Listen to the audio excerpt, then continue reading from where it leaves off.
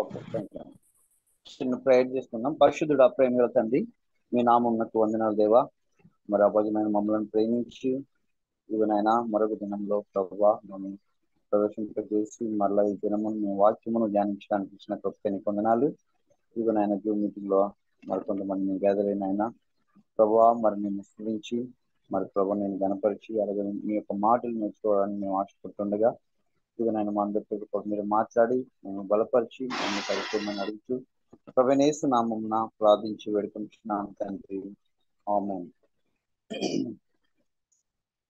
మొదటి యోహాను పత్రికలో మనం చూసినట్టుగా గత క్లాసులో మనం చూసినట్లయితే సహవాసం యొక్క ఉద్దేశం గురించి మనం నేర్చుకున్నాం.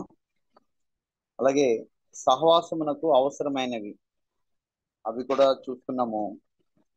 అలాగే 3వ పాయింట్ వచ్చేటప్పటికి సహవాసం యొక్క పరీక్షలు. సహవాసం యొక్క పరీక్షలు మనం చూస్తే అందులో మొదటి పాయింట్ మనము ఆ రోజు నేర్చుకున్నాం అనమాట. మొదటిది ఏంటంటే ఇందులో 7 పాయింట్స్ ఉంటే అందులో మొదటి పాయింట్ నేను పాపంలో కొనసాగుతున్నానా అంటే దేవునితో సహవాసంలో మేము ఉన్నాము అనుకున్న వారు, లేకపోతే దేవునితో నాకు సహవాసం కావాలనుకున్న వారు కొన్ని పరీక్ష చేసుకోవాలి తమను తాము. సో వారు పరీక్ష చేసుకున్నప్పుడు అందులో మొదటిది ఏంటంటే ఏమని పరీక్షించుకోవాలంటే నేను పాపంలో కొనసాగుతున్నానా అన్నది మనల్ని మనం ఎప్పటికప్పుడు పరీక్షించుకోవాలన్నది మనం ఆ రోజున చూసాం. సో అలాగే అందులో మరి 2వ పాయింట్ ఈ రోజు మనం నేర్చుకోవాల్సింది ఏంటంటే రెండోది అందులో నేను క్రీస్తుతో ఎత్తబడాలన్న ఉద్దేశంతో ఈ లోకంలో జీవిస్తున్నానా. 2వ పాయింట్ ఏంటంటే అండి నేను క్రీస్తుతో ఎత్తబడాలన్న ఉద్దేశంతో ఈ లోకంలో జీవిస్తున్నానా.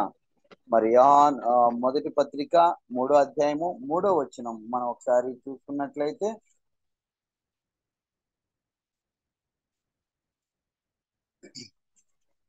వాక్యం చూద్దామండి.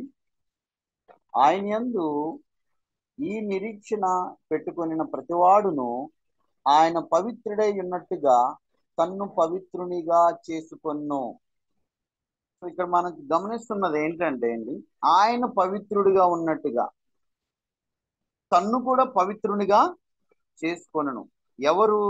ఎవరైతే నేను క్రీస్తుతో ఎత్తబడాలన్న ఆశ లేక ఉద్దేశము ఈ లోకంలో కలిగి ఉన్నారో వారు తమను తాము పరీక్షించుకోవాల్సిన విషయం ఏంటంటే అలా ఎత్తబడాలి అంటే వారు పవిత్రంగా ఉన్నారా లేదా అన్నది చూడాలి. ఎందుకంటే మనం ఎదుర్కోబోయేది ఆయన పరిశుద్ధుడు, ఆయన పవిత్రుడు, ఆయనలో ఎంత మాత్రం కూడా పాపం అనేది లేదు, చీకటి లేదు, ఆయన నీతిమంతుడైనాడు కనుక ఆయన పవిత్రుడు కనుకంట మరి ఆయన్ని చేరుకోవాలంటే మనం ఆయన దగ్గరికి వెళ్ళాలంటే మనము కూడా పవిత్రంగా ఉండాలి అట. అలాగైతేనే మనము క్రీస్తుతో ఎత్తబడగలమను అనే విషయం మనము చూడవచ్చు. క్రీస్తు వచ్చినప్పుడు ఆయనలాగా ఉండాలని ఆశించిన వారు ప్రస్తుత జీవితంలో ఆయనలాగే ఉండాలని ఆశిస్తారట. సో సహజంగా ఫస్ట్ పాయింట్ ఏంటి, అందరము కూడా ఆయనలా ఉండాలనుకోవడం చాలా ఇష్టమే. కానీ ప్రస్తుత జీవితంలో ప్రజెంట్ నేను ఆయనలాగా ఉన్నానా అన్నది పరీక్షించుకోవాలంట ప్రతి విశ్వాసి. దేవుని వెంబడించే వారు ప్రతి ఒక్కరు కూడా మనల్ని మనం పరీక్షించుకోవాలంటే అండి ప్రస్తుతం దేవుడిచ్చిన ఈ జీవితంలో మనము ఆయన ఎదుర్కోబోతున్నామా లేదా ఆయన ఎదుర్కోవడానికి నేను ఆయనలాగా ఉన్నానా, ఆయన పోలికలోనికి మారి క్రియ ఇప్పటికే ఆరంభమైంది కదండి. ఎందుకంటే ఎప్పుడైతే మనము ప్రభువైన యేసుక్రీస్తుని మన సొంత రక్షకునిగా మనం అంగీకరించామో దేవుని వాక్యం చెప్తుంది మనం ఆయన పిల్లలమాట. మన ఈ లోకంలో మనం చూస్తున్నాం కదండి, మన పిల్లలు మన పోలికలు కలిగి ఉంటారు. సో ఎవరైనా మన ఇంటికి వచ్చినప్పుడు మన పిల్లలను చూసినప్పుడు అంటూ ఉంటారు కదా, వారు తల్లి పోలికను లేకపోతే తండ్రి పోలికను లేకపోతే వారి నాటకాలు చూసేస్తుంటారు, సేమ్ వాళ్ళ డాడీలా నడుస్తున్నారు వీడు కదండి. సో పోలికలు అనేవి వస్తాయి. అలాగే మనము ఆయనలో జన్మించుంటే లేదా మనం ఆయనను తండ్రిగా కలిగి ఆ లక్షణాలు మనలో ఉన్నాయా లేదన్నదే మనం పరీక్షించుకోవాలి. అందులో మొదటిది ఏంటంటే పవిత్రుడు, దేవుడు పవిత్రుడు అండి. మనం ఎదుర్కోబోయే ఆయన మరి రాజకీయ నాయకుడు కాదు, ఆయన లేదా ఏదో ఒక మంత్రి కాదు కదండి, లేకపోతే ఒక అధికారి కాదు, ఈ లోకంలో ఉన్నటువంటి ఏ వ్యక్తితో కూడా ఆయన పోల్చుకోలేం మనం. సో అటువంటి వారు ఎవరు కూడా లేరు ఈ భూమి మీద. సో ఆయన 100%కి ఆయన పరిశుద్ధుడు, పవిత్రుడు అని. మరి ఇలాంటి ఆయన ఎదుర్కోవాలి అంటే మనలో అంట పవిత్రతను దేవుడు కోరుకుంటున్నాడు. చూడండి 2 కొరింథీయులకు రాసిన పత్రిక 3:18 2 కొరింథియన్స్ 3:18 చూద్దామండి. 3:18 చూద్దాం.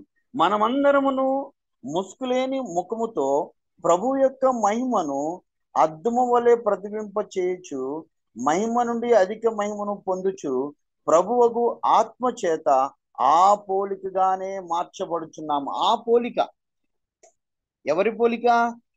మన దేవుడు లేదా మన వెంబడిస్తున్నటువంటి లేదా మన తండ్రి అయినటువంటి ప్రభువైన యేసుక్రీస్తు. ఆయన పవిత్రుడు, పరిశుద్ధుడు. అయితేనట మనము ఆయనలా లేదా ఆయన పోలికలకు మార్చడానికి పరిశుద్ధాత్ముడు మనకు హెల్ప్ చేస్తున్నాడని, సహాయపడుతున్నాడని, ఆయన మనల్ని ఆ విధంగా ఆయన ఎదుర్కొనే లోపుగా మనల్ని ఆయన పవిత్రంగా మారుస్తూ ఉన్నాడు. సో కనుక మనం ఆయన పోలిక చొప్పున ఇప్పటికే ఎప్పుడైతే మనం రక్షణ పొందామో, ఎప్పుడైతే మనం ప్రభువైన యేసుక్రీస్తు మనం అంగీకరించి ఆయన బిడ్డగా మనం ఈ లోకంలో జీవితాన్ని ప్రారంభించామో, ఏమైందంటే మనలో పవిత్రత అన్నది స్టార్ట్ అయిపోయింది.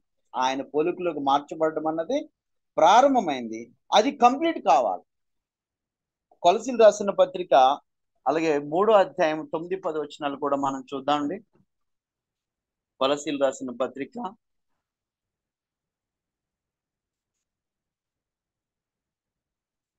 3:9-10 మనం చూసినట్లయితే,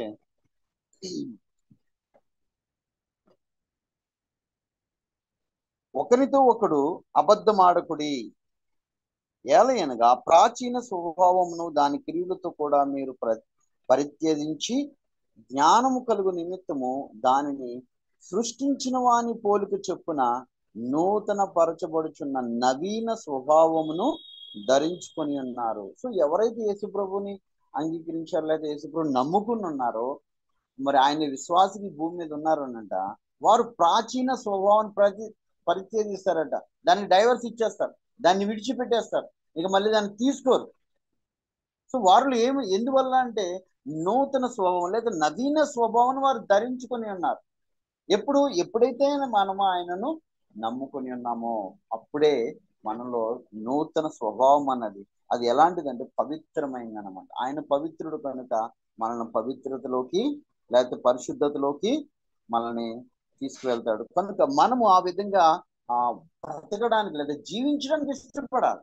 అది వాక్యానికైనా లోబడాలి, అయితే మనం తయారు చేసి లేదా మన ఆయన పోలికలోకి మనల్ని మార్చి పరిశుద్ధాత్మకు మనము లోబడాలి. ఆయన మాటకు మనం లోబడినప్పుడు మనం ఏమవుతాం అంటే పవిత్రతలోకి మార్చబడుతూ ఉంటాం. సో నవీన స్వభావం చాలా ఇంపార్టెంట్. మనం క్రైస్తవులుగా జీవిస్తూ ఉంటాం, కానీ మరి ఏమాత్రం కూడా పవిత్రత అనేది ఈ రోజుల్లో క్రైస్తవ్యంలోనే కొదువైపోతుంది కదండి, చూడటంలో కూడా. ఎందుకంటే అందరం అలాగే జీవించేస్తున్నాం. ఎలా అంటే అందరి ఎదుట చాలా మంచివారంగా, అందరి ఎదుట చాలా భక్తి గలవారంగా కదా, మాటలో కానీ చూపులో కానీ. సో క్రైస్తవులు అనే వాళ్ళు ఎందుకంటే ఒక ముద్ర పడిపోయింది మనకి, ఒక పేరు, చాలా మంచివాడైనా, చాలా నీతిగా ఉంటాడు, ఇలా ఉంటుంది. సో ఇలాగ ఎప్పుడైతే ముద్ర పడిపోయిందో వీరు ఏం చేస్తుంటారంటే, అంటే వారు బ్రతికితే పర్వాలేదు, కానీ కొంతమందికి ఈ లోకాశులు అయితే చీకటి బ్రతుకులు ఉండడం వల్ల ఏమవుతుందంటే వాళ్ళ వేషధారణ, పవిత్రత గురించి ఆలోచించారు. సో అంటే మనుషులు ఎదుట తమను తాము జాగ్రత్తగా మసులుకుంటారే కానీ పవిత్రత విషయంలో ఆ రహస్యంగా లేకపోతే ఒంటరిగా ఉన్నప్పుడు కానీ వారి యొక్క ప్రత్యేకమైన సమయంలో కానీ ఫ్యామిలీలో కానీ మనం గమనించినప్పుడు వారు కోల్పోతుంటారు అనమాట. కానీ మన గోల్ ఏంటండి, నేను క్రీస్తు ఎత్తబడాలన్న ఉద్దేశం. ఎవరికి వాళ్ళు మనం పరీక్షించుకోవాలి. ఏంటి, మనం అందరూ కూడా యేసుప్రభుని ఎందుకు నమ్ముకున్నామండి? ఆయన ఎలాగైతే ఆరోహణం అయిపోయి పరలోకం వెళ్ళిపోయాడో ఒక దినాన్ని మనల్ని కూడా ఆయన తీసుకువెళ్తాను అన్నాడు కదా. నేనున్న చోటికి మిమ్మల్ని తీసుకువెళ్తాను, కానీ అక్కడ స్థలం సిద్ధపరచడానికి వెళ్తున్నాను, ఎందుకంటే అక్కడికి మిమ్మల్ని నేను తీసుకువెళ్తాను. అలా మనం ఆయన దగ్గరికి వెళ్ళాలంటే ఫస్ట్ క్వాలిటీ ఏంటంటే అండి పరిశుద్ధత లేదా పవిత్రత అన్నది మనము చూడవచ్చు. ఒకసారి చూద్దాం. హెబ్రీయులకు రాసిన పత్రిక 12:14 హెబ్రీయులకు రాసిన పత్రిక 12 అధ్యాయము 14వ వచనం చూద్దామండి. అందరితో సమాధానమును పరిశుద్ధతయు కలిగి ఉండుటకు ప్రయత్నించుడి. పరిశుద్ధత లేకుండా ఎవడును ప్రభువును చూడడు. చూడండి ఇక్కడ ఏమంటున్నాడండి, ఎవరితో అంటే సమాధానం అందరితో. కానీ మనం కొంత ఇందులో ఏం చేస్తామంటే సెలెక్ట్ చేసుకుంటాం. కొందరితో మాత్రమే సమాధానం కలిగి ఉంటాం. అందరితో అంటే ఓన్లీ చర్చి వాళ్ళతోనే కాదు, సమాజంలో మనకు ఇరుగు పొరుగు వారితో, లేకపోతే మన స్నేహితులతో, కొలీగ్స్తో, అందరితో కూడా ఏముండాలంటే క్రైస్తవులం అయితే మనకి ఏముండాలి, సమాధానము కలిగి ఉండాలి. అయితే ఆయన ఏమన్నాడు, ఇంకొక మాట ఇక్కడ మనం చూస్తున్నాం కదా, మన టాపిక్ ఏంటంటే పరిశుద్ధత. ఏంటిది? పరిశుద్ధత లేకుండా ఎవడు కూడా ప్రభువుని చూడలేడు. ఇందాక మనం చెప్పుకున్నాడు ఆయన పవిత్రుడు కనుక మీరు పవిత్రుడిగా ఉండటకు చేసుకోవాలి. ఎందుకంటే మనం ఆయన ఎదుర్కోవాలంటే ఆయన చూస్తాం కదా. అందుకని మత్తయి సువార్త 5వ అధ్యాయం 8వ వచనం కూడా ఏం చెప్తుందంటే, హృదయ శుద్ధి గలవారు దేవుని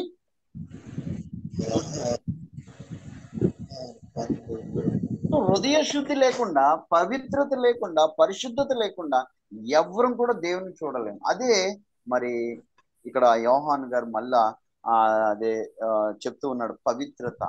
పవిత్రత అంటే ఆయనలా నువ్వు మార్చబడితే ఏమవుతామంటే మనం ఆయన ఎదుర్కొంటాం అనమాట. సో పరిశుద్ధత అన్నది చాలా ఇంపార్టెంట్. అందుకని ఇదే యోహాను పత్రికలో 1వ అధ్యాయము 7 నుంచి 9 వచనాల్లో ఒకసారి మనం చూద్దాం. ఎందుకంటే పరిశుద్ధంగా బ్రతకాలి, పవిత్రంగా బ్రతకాలి అనుకున్న వారు చేయవలసిన పని ఏంటంటే తమను పరీక్షించుకుని తమలో ఏమైనా పాపపు క్రియలు కానీ ఏదైనా విడిచిపెట్టవలసిన కానీ ఉంటే వాటిని ఏం చేయాలంట, ఒప్పుకోవాలి కదా. ఒకసారి చూడండి 1వ యోహాను పత్రిక 1వ అధ్యాయము 7 నుంచి 9 వచనం చూస్తే, ఆయన వెలుగులోనున్న ప్రకారము మనమును వెలుగులో నడిచిన ఎడల మనం అన్యోన్య సహవాసము గలవారమై ఉండుము. అప్పుడు ఆయన కుమారుడైన యేసు రక్తము ప్రతి పాపము నుండి మనలను పవిత్రులుగా చేయు. కనుక ఆయన వెలుగై ఉన్నాడు, మనం వెలుగులో నడవాలి. ఆ విధమైనటువంటి దేవుడితో సంబంధం ఉంటేనే మనకి ఆ సహవాసం అనేది ఉన్నదట. అయితే ఆయనలో అలా ఉన్నప్పుడట మనము ప్రతి పాపం నుండి కూడా మనం పవిత్రులుగా చేయబడాలి. ఎందుకు? ఆయన వెలుగై ఉన్నాడు, మనం కూడా వెలుగై ఉండాలి, లేదా ఆ వెలుగులో నడవాలి. ఆటోమేటిక్ ఏమవుతుందంటే మనలో ఉన్నట్టు చీకటి బ్రతుకు, లేకపోతే మనలో ఉన్నట్టు మలినాలు ఆ వెలుగులో ఉండవు, అవి వెళ్ళిపోతాయి. ఎందుకంటే అవి కనపడినప్పుడు అసహ్యంగాను అది వేరే విధంగా కనపడతాం కాబట్టి, అద్దంలో మనం ఒకసారి గమనించుకున్నప్పుడు మనకి ఏదైనా అది మనకి నచ్చని విధంగా మన రూపం కానీ కనబడితే ఏం చేస్తామంటే అద్దంలో చూడగానే వెంటనే దాన్ని క్లీన్ చేసుకోవడానికి చూస్తాం. సో అలాగే దేవుడు వెలుగై ఉన్నాడు, ఆయనతో పాటు మనం వెలుగులో నడిచినప్పుడు, లేదా ఆయన పరిశుద్ధుడైనాడు, ఆయనతో పాటు మనం పరిశుద్ధంగా జీవిస్తున్నప్పుడు మనలో ఉన్నటువంటి చెడు అన్నది మనకి స్పష్టంగా కనపడుతుందండి. అలా కనపడినప్పుడు దాన్ని ఏం చేయగలగంట, చూడండి 8వ వచనం, మనము పాపము లేని వారమని చెప్పుకునే ఎడల మనలను మనమే మోసపుచ్చు కొందుము, మరియు మనలో సత్యం ఉండదు. మన పాపములను మనం ఒప్పుకొని ఎడల ఆయన నమ్మదగిన వాడును నీతిమంతుడును గనుక ఆయన మన పాపములను క్షమించి సమస్త దుర్నీతి నుండి మనలను పవిత్రులుగా ఒప్పుకో. నేను ఎత్తబడాలి అంటే మనకు కావాల్సిన ఏంటంటే ఒప్పుకోవడం. అంటే ఈ భూమి మీద ఇంకా మనం జీవిస్తున్నాం కనుక ఈ అప్ అండ్ డౌన్స్ మనం ఏమంటారు, కొన్నిసార్లు పరిశుద్ధంగా ఉంటాం, లేదా కొన్నిసార్లు మంచిగా జీవిస్తుంటాం, కొన్నిసార్లు బలహీనతల వల్ల పడిపోతుంటాం, కొన్నిసార్లు ఎదురవుతున్న పరిస్థితుల వల్ల, కొన్నిసార్లు స్నేహితుల వల్ల, ఇంట్లో వాళ్ళ వల్ల. సో కొన్ని మనకి పాపపు ఆ ఛాయలు అనేవి మళ్ళా బయటకు వస్తూ ఉంటాయి. అలా వచ్చినప్పుడు మరి ఏమంటాడు దేవుడు? కొన్నిసార్లు చూడండి మన ఫ్యామిలీ చాలా ఆ రోజు కోపడలేదు, జాగ్రత్తగా ఉండాలి, కుటుంబంలో అందరితో మంచిగా ఉండాలి, కానీ అప్పుడే మన కుటుంబంలో ఏదో ఒక విషయం జరుగుతుంది. సో అప్పుడు మనం కోపడాలి, లేదా వాళ్ళకి గద్దించాలి. కానీ దానితో పాటు మనం ఏం చేస్తూ ఉంటాం అంటే కోపంతో పాటు లేదా గద్దించడంతో పాటు పాపం చేస్తుంటాం అనమాట, లిమిట్స్ దాటేస్తుంటాం. అందుకని దేవుని వాక్యం కూడా ఏం చెప్తుంటది, కోపడు కానీ పాపము చేయకుడు. ఒకసారి మనం ఒకసారి గమనించుకుందాం, చాలాసార్లు కోపడ్డాం కదా, మరి కోపడినప్పుడు కోపంతో ఆగిపోయినా పాపం కూడా కలిసి ఉంది అందులో చాలాసార్లు కదండి మనం వాడకూడని మాటలు వాడేస్తుంటాం. కోపమే. దేవుడేమన్నాడు? కోప్పడాలి, ఎందుకు గద్దించాలి, పిల్లలకు విషయంలో బెత్తం వాడాలి, లేదా ఇంట్లో వాళ్ళకి కొన్నిసార్లు హెచ్చరించాలి. కానీ ఏమన్నాడు? దాంతో కూడా పాపం కలవకూడదట. దేవుడు కూడా కోప్పడుతున్నాడు కదా మనతో. చాలాసార్లు ఆయన చాలా కోప్పడ్డాడు. దేవాలయంలో కూడా వారందరూ కూడా ఆయన ఇల్లుని వ్యాపారంగా మార్చేస్తే దేవుడు కోప్పడ్డాడు, కానీ ఆయన పాపం చేయలేదు. వేషగారులు లేదా పరిచయులు వాళ్ళందరూ కూడా ఆయన కొన్నిసార్లు విసిగించినప్పుడు ఇక్కడ కూడా ఆయన కోప్పడు, కానీ ఆయన పాపం చేయలేదు. కానీ మనుషులు చాలాసార్లు ఇక్కడ మనము ఫెయిల్ అయిపోతూ ఉంటాం. మన నోటి ద్వారా అపవిత్రం చేసుకుంటాం మన జీవితాన్ని. అలాంటివి మనలో కనపడతాయి అన్నమాట. ఎప్పుడైతే దేవునితో సహవాసానికి మనం ఇష్టపడతామో మనలో కనపడేది ఏంటంటే మనలో ఉన్నటువంటి బలహీనతలు దేవుడు చూపిస్తాడు. సో రోజు మనం ఆయన ఎదుర్కోవాలంటే ఖచ్చితంగా మనం పరీక్షించుకుని వాటిని తొలగించుకోవాలండి. ఒప్పుకోవాలి. ఎందుకంటే 100% ఈ భూమి మీద ఎవ్వరు కూడా పూర్తిగా మనం మారిపోము. ఆయన ఎదుర్కొనేంత వరకు కూడా మనకు అప్ అండ్ డౌన్స్ ఉంటాయి. చూడండి, ఇప్పుడు ఒక మాట మనం అర్థం చేసుకోవచ్చు. ఇక్కడ ఉండే దేవునితో నడుచుట కదండి, దేవునితో నడవాలి. దేవునితో నడవడం అంటే ఏంటి? ఇప్పుడు ఆయన పరిశుద్ధుడు, ఆయన పవిత్రుడు, ఆయనతో పాటు నడుస్తున్నా. ఇప్పుడు నడవడం అంటే ఒక్కో అడుగే కదా మనం ఆయనతో పాటు వేస్తుంటాం. ఒక్కో అడుగు వేస్తున్నప్పుడు ఎదురుకే కదా వెళ్తాం, ఫ్రంట్కి కదా వెళ్ళేది. సో అలా మనం ఒక్కో అడుగు దేవునితో నడుచుకుంటూ ఒక రోజున అది పరలోకము దారి లేదా ఆయన దగ్గరికి, ఆయన నివసించే స్థలానికి మనం తీసుకెళ్తుంది. సో కనుక మనం ఒక్క అడుగులో ఒక 2 అడుగులు వేసిన తర్వాత పడిపోయినా కానీ దేవుడు మనకి వెంటనే చేయించి మనం లేపుతున్నప్పుడు లేదా మన తప్పులు మనం చూపిస్తున్నప్పుడు దేవుడిని క్షమాపణ అడిగి మన హృదయాన్ని మళ్ళా కడుక్కుని మరలా మనం ముందుకు వెళ్ళడమే మనకు కావాల్సినటువంటి విషయం. అప్పుడే మనము క్రీస్తు ఎత్తబడగలము. సో కనుక మన 2వ పాయింట్ ఏంటంటే, నేను క్రీస్తు ఎత్తబడాలన్న ఉద్దేశంతో ఈ లోకంలో జీవిస్తున్నానా? ఈ సోయ మనకుందా, లేకపోతే ఈ స్పర్శ మనకుందా? ఈ లోకంలో నిజంగానే నీ క్రీస్తుని ఎదుర్కోవాలని అంటే బ్రతుకుతున్నానా, లేదా ఏదో క్రైస్తవుడుగాను, లేదా నేను ఏదో దేవుణ్ణి నమ్ముకున్నాను, లేదా నేను ఒక చర్చిలో మెంబర్ని, లేదా నేను ఈ లోకంలో ప్రతి ఒక్కరికి మతం ఉంది కాబట్టి నేను ఒక క్రైస్తవ మతానికి చెందినవాడిని కనుక నేను ఆదివారం చర్చికి వెళ్ళాలి, లేదా ఉదయం లేచి ప్రార్థన చేసుకోవాలి, బైబిల్ చదువుకోవాలి, లేకపోతే పొలైట్ గా మాట్లాడాలి, ఎదుటోళ్ళతో జాగ్రత్తగా ఉండాలి, ఇట్లానే మనం చూసుకుంటున్నామా? నిజంగానే దేవుని ఎదుర్కోవాలని, నిజంగా రాకడం అనేది ఉన్నది, ఆయన ఒక రోజు మనం పిలవబోతున్నాడు, ఆయన ఖచ్చితంగా నేను ఎదుర్కోవాలి అన్న సో ఏమంటారు మెలుకు మనలో ఉన్నది అసలు. అలా ఉంటేనట మనం పరీక్షించుకుంటే ఖచ్చితంగా మనలో బలహీనతలు ఉన్నాయండి, వాటిని విడిచిపెట్టడానికి ఇష్టపడాలి. విడిచిపెడితేనే రేపు మనం చూడగలం, లేకపోతే చూడలేం. అదే ఎబ్రీ రాసిన పత్రిక అన్నాడు, పరిశుద్ధత లేకుండా ఎవడు కూడా దేవుని చూడలేడు. యేసుప్రభు కూడా కొండ మీద ప్రసంగం అన్నాడు, హృదయ శుద్ధి గలవారు దేవుని చూచెదరు. సో నేను దేవుని చూడాలి. ఎత్తబడ్డం అంటే ఏంటి? ఆయన దగ్గరికి వెళ్ళాలి. ఆయన దగ్గరికి వెళ్ళాలి అంటే ఆయన చూడాలి కదా. ఆయన చూడాలంటే పరిశుద్ధతే ఫస్ట్ క్వాలిటీ మనకు కావాల్సింది. ఆ పరిశుద్ధత లేకపోతే మనం ఆయనను ఎదుర్కోలేము. అలాగే 3వ పాయింట్ మనం చూద్దామండి. సహవాసం యొక్క పరీక్షల్లో 3వ పాయింట్ ఏంటంటే, నేను నిజంగా దేవుణ్ణి ప్రేమిస్తున్నానా? 3వ పాయింట్ ఏంటంటే అండి, నేను నిజంగా దేవుణ్ణి ప్రేమిస్తున్నానా? 5వ అధ్యాయము 2వ వచనం, 1 యోహాను 5వ అధ్యాయము 2వ వచనం మనం చూద్దామండి. మనము దేవుని ప్రేమించుచు ఆయన ఆజ్ఞలను నెరవేర్చువారమైతిమా, దేవుని పిల్లలను ప్రేమించుచున్నామని దాని వలననే ఎరుగుదుము. ఇక్కడ ఏమన్నాడండి? దేవుణ్ణి ప్రేమించుచు ఆయన ఆజ్ఞలను నెరవేర్చుకున్న వారమైతిమా. సో దేవుణ్ణి ప్రేమించి వారు ఏం చేస్తారట? ఆయన మాట వింటారు, ఆయనకు లోబడతారు, ఆయన ఆజ్ఞలన్నింటినీ కూడా, ఆయన కట్టడలన్నింటినీ కూడా వారు పాటిస్తారు, గైకుంటారు. సో అలా ఉన్నప్పుడు వాళ్ళు ఇంకొక విషయం కూడా చేస్తారంటే, ఏం చేస్తారంటే, దేవుని పిల్లలను ప్రేమించున్నామని దాని వలననే ఎరుగుదుము. సో 2 విషయాలు కనబడుతున్నాయండి. దేవుణ్ణి ప్రేమించాలంటే 1 ఆయన మాటకు లోబడాలట, 2 ఆయన పిల్లలను కూడా ప్రేమించాలట. ఇప్పుడు సహవాసం యొక్క పరీక్షలో 3వ పాయింట్ ఏంటంటే, మనము ఈ భూమి మీద ఉండగా లేదా ఒక విశ్వాసిగా జీవిస్తుండగా నేను పరీక్షించుకోవాల్సిన విషయం ఏంటంటే, నిజంగా నేను దేవుని ప్రేమిస్తున్నానా అని మనం ఒకసారి లేదా ప్రతి దినము ఒకవేళ మనం పరీక్షించుకుంటే, ఒకటి ఏంటి మనకు కనబడుతుంది, ఆ నేను విధేయుడు. ఆజ్ఞలు పాటించే వాళ్ళు ఏమై ఉండాలండి? విధేయత చూపిస్తారు కదా. సో ఎక్కడైతే ప్రేమ ఉందో ఖచ్చితంగా అక్కడ విధేయత ఉంటుంది. ఎక్కడైతే విధేయత ఉందో అక్కడ ఖచ్చితంగా కూడా ప్రేమ ఉంటుంది. ఇప్పుడు పిల్లలకి మన పట్ల ప్రేమ ఉంటేనే వాళ్ళు మనకి లోపడతారు. సో విధేయత అన్నది చాలా ప్రాముఖ్యము. కనుక ఆయన ఆజ్ఞలను పాటించాలంటే మనలో విధేయత ఉండాలి. ఆ విధేయత అన్నది ఏంటంటే, ఆయన మనం గుడ్డిగా అంతే వాక్యం చదువుతున్నాం, బైబిల్ ప్రతి మాట కూడా దేవుడిచ్చిన మాట. కనుక నేను ప్రతిదాన్ని పాటించాలి. ఆయన ఏది చేయొద్దన్నాడో అది నేను చేయకూడదు. ఏది ఆయన చేయమని చెప్పాడో అది నేను చేయాలి. ఏమని చెప్పాడండి ఆయన? నీ పొరుగు వారిని ప్రేమించి అంటున్నాడు కదా.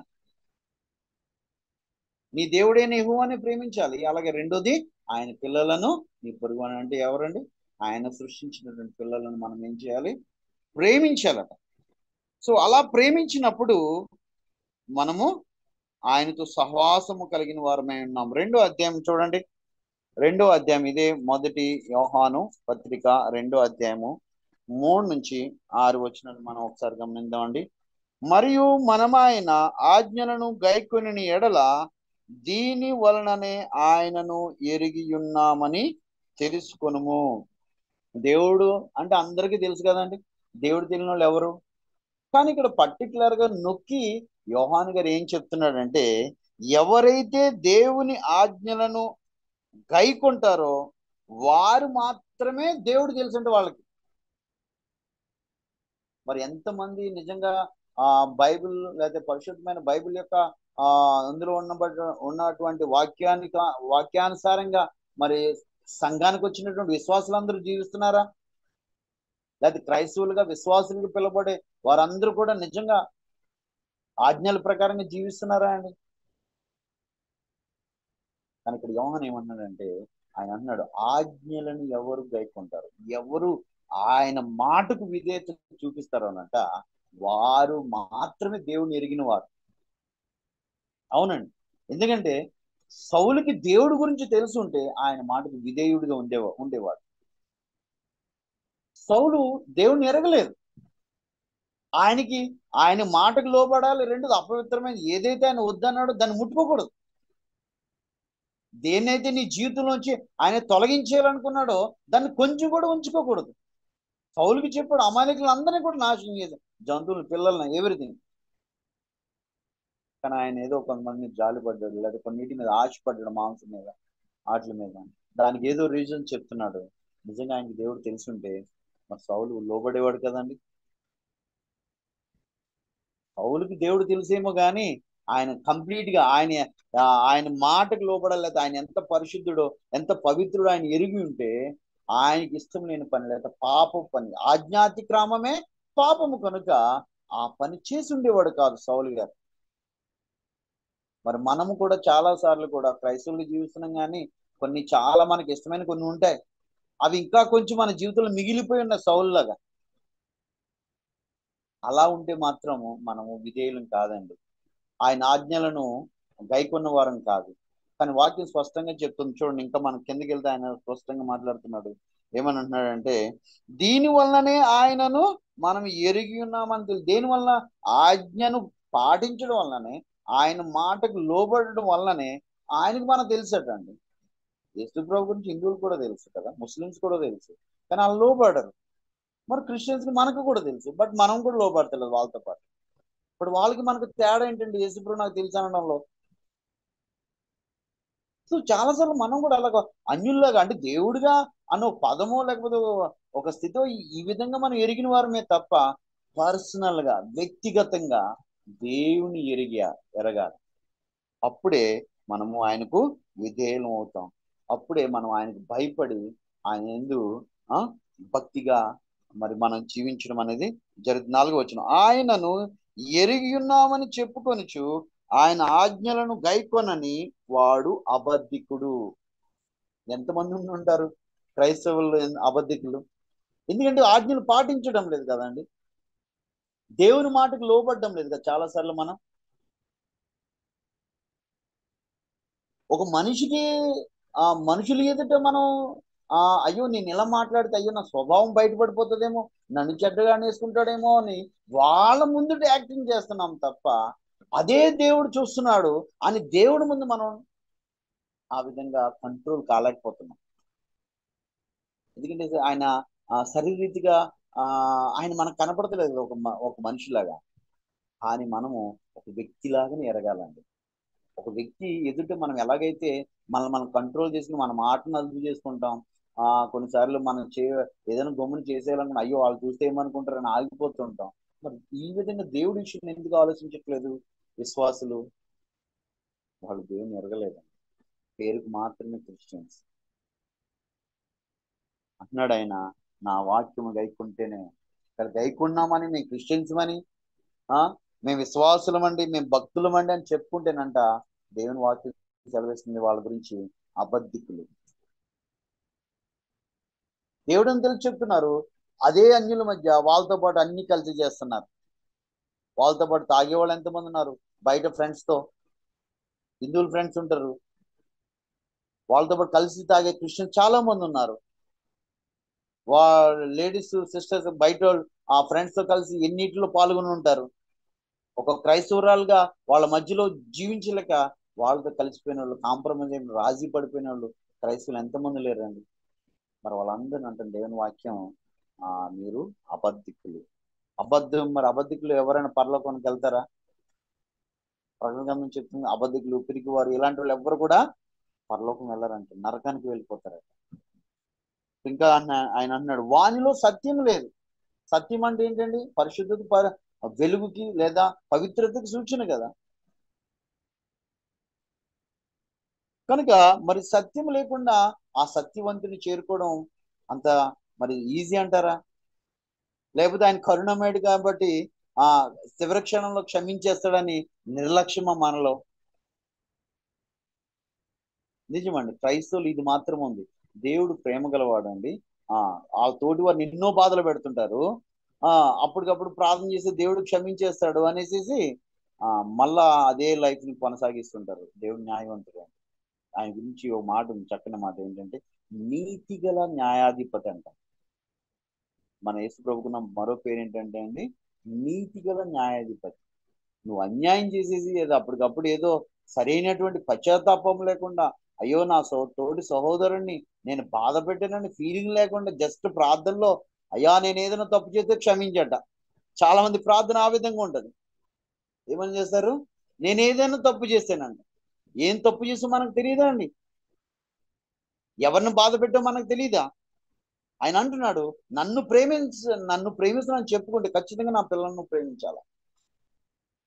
సో నా పిల్లల్ని బాధ పెడుతున్నావు, తోటి విశ్వాసుల్ని, తోటి సహోదరుల్ని మాటల ద్వారా క్రిటిసైజ్ చేస్తూ, లేకపోతే తక్కువ చేసి మాట్లాడుతూ, ఏదో విధంగా వాళ్ళని లేకపోతే వాళ్ళు ఏదైనా తప్పు చేస్తే వాళ్ళని పబ్లిసిటీ చేస్తూ, లేకపోతే వాళ్ళని నవ్వులాట చేస్తూ, ఈ విధంగా వారి పట్ల మనం ప్రవర్తిస్తూ, లేకపోతే వారిని ఏదైనా తక్కువగా ఉంటే వాళ్ళని దూరం పెడుతూ, నిజమండి ఇవన్నీ కూడా హృదయాన్ని గుచ్చుకునే నొప్పి, బాధ కదా. తోడు సహోదరుని మనం పట్టించుకోవట్లేదు. వాళ్ళు ఎంతో మన గురించి చాలా మంచి ఆలోచన కలిగి ఉంటారు. చాలా సార్లు కూడా మనకు ఎదురవుతుంటారు. మనం దూరంగా చూసినప్పుడు వాళ్ళు ఎంతో అబ్బాయి ఈయన ఎంత మంచిగా, ఈయనతో కొంచెం ఫెలోషిప్ చేస్తే బాగుండదు అనిపిస్తుంటది.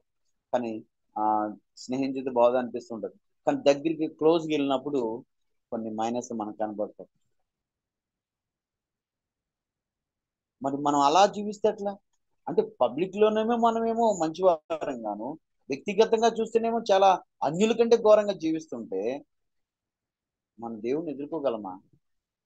అసలు ఆయనతో సహవాసం, ఆయనతో కలిసి నడవగలమా? ఇప్పుడు మన టాపికే ఫెలోషిప్. సో పాపం ఏం చేస్తుంది? ఆయన నుండి దూరం చేస్తుంది మనం ఇప్పుడేమో ఆ పాపమును విడిచిపెట్టి నాకు ప్రభువు కావాలని కోరుకుని మరలా పాపంతోనే జీవిస్తున్నాం. లోకంతోని, లోక స్నేహితులతోనే గడిపేస్తున్నాం. లోకపు విషయాలతోనే మన యొక్క సమయాన్నంతా గడిపేస్తున్నాం. కానీ క్రైస్తవులంగా పేరు పెట్టుకున్నాం. ఒకవేళ మన తోటివారు ఏదైనా మనకు మంచి పేరు ఇవ్వచ్చు, దేవుడు మాత్రం మనకు టైటిల్ పెట్టాడు అబద్ధికుడు. దేవుడిచ్చిన పేరు చూసుకోవాలి, మనం పరీక్షించుకోవాలి. నాకు దేవుడు ఏం పేరు పెట్టాడు కదండి. 10 మంది భక్తులకి ఆయన పేర్లు పెట్టాడు. దానియేలు నాకు బహు ప్రియుడు, దావీదు నా హృదయానుసారుడు కదండి. ఇలా ఆయన కొన్ని పేర్లు పెట్టాడు. నెబుకద్నెజర్కి నా సేవకుడైన నెబుకద్నెజర్. సేవకుడు అంటే ఏంటండి? రాజు చెప్పిన పని సేవకుడు ఏం చెప్తే చేస్తాడు, వాడిని సేవకుడు అంటారు. మరి దేవుడు చెప్పిన పని అన్యుడైన నెబుకద్నెజర్ ఏం చెప్తే చేస్తాడు. కానీ క్రైస్తవులు అని చెప్పుకుని మనం ఏం చేయట్లేదు. విశ్వాసులు అని చెప్పుకుని మనం ఒక్కటి కూడా సరైన విధంగా దేవుడు కోరుకున్నట్టుగా మనకి ఒక్కటే అండి, ఆయన ఆజ్ఞలకు లోబడాలి, ఆయన పిల్లలను ప్రేమించాలి కల్మషం లేకుండా. దేవుళ్ళు మనం ఎలాంటి ప్రేమనైతే మనం చూస్తున్నామో మన నుండి కూడా మన తోటి వారు అలాంటి ప్రేమను చూడాలి. ఇది 3వ పాయింట్గా మనం చూస్తున్నాం. నిజంగా నువ్వు దేవుని, నేను కానీ దేవుని ప్రేమిస్తున్నాం అనుకుంటే మాత్రం ఒకటి, వాక్యానుసారం జీవించాలి, ఆయన ఆజ్ఞలకు లోబడాలి, మంచి పనులు చేయాలి, సత్క్రియలు చేయాలి, పాపము చేయకూడదు, పాపక్రియలు చేయకూడదు, విశ్వాసం కలిగి జీవించాలి, కష్టాల్లో బాధల్లో కూడా ఓర్చుకుని నా ప్రభు ఒక రోజు నన్ను విడిపిస్తాడని అదే కదా బైబిల్ చెప్తుందండి. సద్భక్తి గలవారు శ్రమలు అనుభవిస్తారట కదా క్రైస్తవులు. మరి ఈ రోజున శ్రమలు బాధలు వచ్చినప్పుడు దేవుడిని ఎంతమంది క్రిటిసైజ్ చేయట్లేదు, దేవుడిని ఎంతమంది ప్రశ్నించట్లేదు? ఆజ్ఞ కదా, నీకు శ్రమ వస్తుందని దేవుడు చెప్పాడు కదా. ఎన్నిసార్లు మనం దేవుడి మీద విసుకోవట్లేదు మనం? సో ఎక్కడ మనం లోబడుతున్నాం? ఒక పెద్ద శ్రమ వస్తే దేవుడిని విడిచిపెట్టేస్తున్నాం కదా, దేవుని లోబడట్లేదు. ఒక మంచి స్థితి పోయిన అలాగే ఒక మంచి స్థితి నీకు మనం ఇస్తే గర్వంతో మరలా దేవునికి దూరం అయిపోతున్నాం కదా. కనుక ప్రతి దాంట్లో కూడా ఆజ్ఞ ఉందండి. ఆజ్ఞకు లోబడిన వారు యొక్క దేవుని ప్రేమించిన. రెండోది, మన తోటి సహోదరులను ప్రేమించాలి. అలా ప్రేమించిన వాళ్ళట దేవుణ్ణి ప్రేమించిన వారు. సో కనుక 3వ పరీక్ష ఏంటంటే, నేను నిజంగా దేవుణ్ణి ప్రేమిస్తున్నానా అన్నది మనము గమనించుకోవాలి. మరి నేను ఇంకో పాయింట్కి వెళ్ళనా?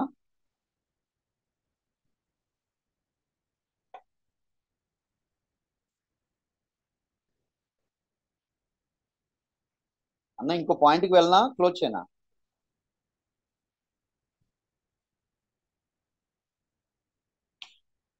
హలో చెప్పండి. ఇంకొక 5 నిమిషాలు పాయింట్కి చెప్పండి. ఓకే. 4వ పర్లేదు, ఒక 5 మినిట్స్ మాట్లాడండి. ఒక పాయింట్ మనం చూద్దాం. 4వ పాయింట్. 4వ పరీక్ష ఏంటంటే, నేను నా ఆత్మీయ సోదరుణ్ణి ప్రేమించి సహాయం చేస్తున్నానా లేక ద్వేషిస్తున్నానా? ఇందాకేమో దేవుని ప్రేమించడం, ఆజ్ఞలను పాటించడం, అలాగే ఆయన పిల్లలను ప్రేమించాలి. ఇక్కడ హెల్ప్ చేయడం అట ఏంటండి? అది కూడా ప్రేమే అనిపిస్తుంది. కానీ మనం ఒకసారి వాక్యం మనం గమనిద్దాం. నేను నా ఆత్మీయ సోదరుని ప్రేమించి సహాయం చేస్తున్నానా లేక ద్వేషిస్తున్నానా అన్న విషయము మనం చూద్దాం. 3వ అధ్యాయము 15వ వచనం గమనిద్దామండి. 3వ అధ్యాయము 15వ వచనము మనం చూద్దాం. తన సహోదరుని ద్వేషించువాడు నరహంతకుడు, ఏ నరహంతకుని యందును నిత్య జీవము ఉందని మీరెరుగుదురు. అంతే కదండి. దేవుని వాక్యం ఏం సెలవిస్తుందంటే, తన సహోదరుని ద్వేషించువాడు నరహంతకుడు. ఎందుకంటే అతనికి తన సహోదరుని పట్ల ద్వేషం ఉంది, పగ ఉంది, లేదా కోపం ఉంది. దేవుడేమో తన సోదరుని ప్రేమించమన్నాడు. సరే, అది మనం చేయట్లేదు. అయితే ఏమన్నాడు ఇక్కడ? మరి ద్వేషించకూడదు కదా. ఆల్రెడీ ఆయన ఆజ్ఞ ఏంటి? దేవుణ్ణి ప్రేమించాలని. అది మనం చేయలేకపోతున్నాం. రెండవది, ఇప్పుడు మరింతకి ఇంకో విషయంలోకి మనం దిగజారిపోతుంది. ఏంటంటే, ఇంకా ప్రేమించకపోగా మన తోటి సహోదరులను ఏం చేస్తున్నాం అంటే ద్వేషిస్తున్నాం. సో ఎవరైతే ద్వేషం అనేది కలుగుతుంది, చూడండి, విశ్వాసిక జీవితం అయితే దేవునికి దూరం అయిపోతున్న వాడి యొక్క జీవితం ఎట్లా స్టెప్ బై స్టెప్ డౌన్ అయిపోతుంది, ఎలా దేవునికి దూరం అయిపోతుందని మనం గమనించు. ఒకటి, దేవుని ప్రేమించట్లేదు కనుక తోటి పిల్లలను లేదా తోటి సోదరులను ప్రేమించలేదు. అంటే అక్కడ ఆజ్ఞ ఒకటి తప్పిపోయాడు. సరే అని అలాగే మౌనంగా ఉన్నాడా అంటే అతను ఇంకో కొంచెం స్టెప్ ఏమొచ్చాడంటే సోదరుని ప్రేమించకపోగా ద్వేషిస్తున్నాడు. సరే ద్వేషించి అసహించుకుని ఆయన చూసి కుళ్ళుకుంటూ ఏదో ఉండట్లేదట, కానీ వాడిని భూమి మీదే లేకుండా చేయాలనుకుంటున్నాడు. ఆ తర్వాత ఏం చేస్తున్నాడు? చంపేయాలి. అందుకనే ఎప్పుడైతే హేబేలు దేవునికి ఇష్టమైన బలిని అర్పించి దేవుని చేత మెప్పు పొందుకున్నాడో వెంటనే తన సహోదరుడి మీద కయ్యూనికి ద్వేషం కలిగింది. ఎప్పుడైతే తన సహోదరుడి మీద ద్వేషం అయితే ఎప్పుడైతే కలిగిందో పాపమట ఆ ముందు వాకిట పొంచి ఉన్నట. ఎందుకంటే కయ్యూని వాడుకోవాలి. ఎలా వాడుకున్నాడు? నువ్వు నీ సహోదరుడు వల్ల నీకు బాధపడుతున్నావు కదా, మరి ఆయన ఎందుకు బతికించాను? సో వెంటనే నీ సహోదరుని ఏం చేశాడు? ఎప్పుడైతే ఆ విషయంలో అర్పణ విషయంలో వెంటనే అతనికి తన రక్త సంబంధం అన్నది కూడా గుర్తులేదు అతనికి. ఇంకా అయ్యో నా సొంత తమ్ముడు అన్నది లేదు అతనికి. ఒక్కటే చంపేయాలి. నిజమండి, మనం ఎంతో ప్రేమ లేకపోతే అందులో ఏముంటుందని చెప్పండి. ఇంకా ప్రేమ మన జీవితంలో ప్రేమ అనేది లేదు అంటే అతను మృగమే కదా. సో కనుక ఎప్పుడైతే ప్రేమ మనలో కోల్పోతామో ఖచ్చితంగా మనలో కోపము, పగ, ద్వేషము, ఇక సాతాను మనల్ని ఆవరిస్తాడు అనమాట. ఎప్పుడైతే మనల్ని ఆవరిస్తాడో వాడికి బానిస. చూడండి ఇక్కడ స్పష్టంగా కయ్యూని విషయంలో పాపం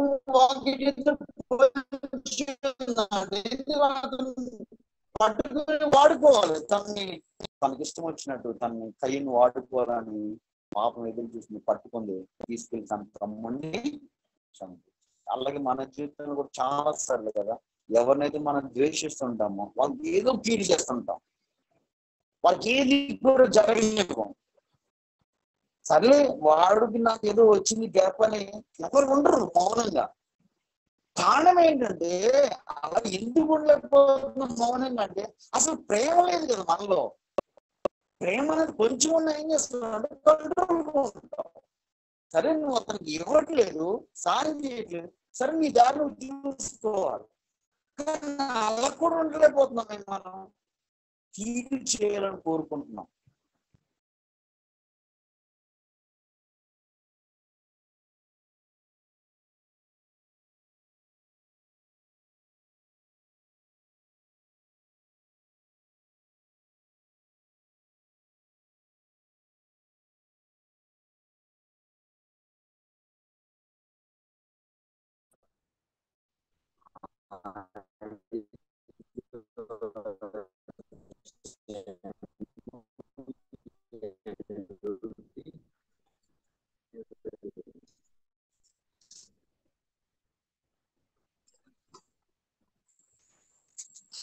హలో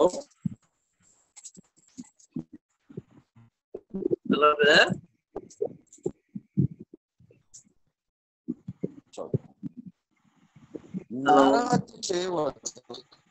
నరహత్య చేయవాడు విమర్శలోనని పూర్వీకుల మాట మీరు విన్నారు. మత్తయి సువార్త 5వ అధ్యాయం 21-22 వచ్చిన. హలో వినిపిస్తుందా? హలో అన్న వినిపిస్తుంది? చెప్పండి, మాట్లాడండి. హలో అన్న వినపడుతుందా? వినిపిస్తుంది, మాట్లాడండి అన్న. వినిపిస్తుంది.